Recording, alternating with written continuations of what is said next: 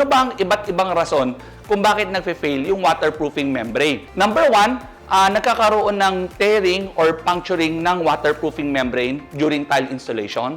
That is the reason why we recommend na mag-tapping muna if you are using a thin bed method. Ito yung gumagamit ka ng trowel, di ba, na may ngipin, and then you try to use a thin bed method, so minsan masusugat yung waterproofing membrane natin. Alright, so para mas makatipid ka, we would recommend using a screed as tapping, para kahit na ang tapping mo lang is around 10 mm, will do, no, using a screed. Number 2, deterioration of the waterproofing membrane. So, possible, hindi maganda yung waterproofing membrane na ginamit mo. Possible gumamit ng rigid waterproofing, and probably nasa taas to, na winaterproof mo, and then nagkaroon ng movement or vibration, nag-crack yung rigid waterproofing membrane natin. Number 3, possible error din ng waterproofing application natin. Hindi maayos yung surface preparation natin, kaya hindi kumapit ang ating waterproofing membrane. And lastly, possible na hindi natin na-seal ng maayos ang mga cold joints. So, sabi ko nga sa inyo dati, di ba? Pag old and new concrete, hindi sila didikit, hindi sila monolithic eh. So, kailangan natin na mag-seal,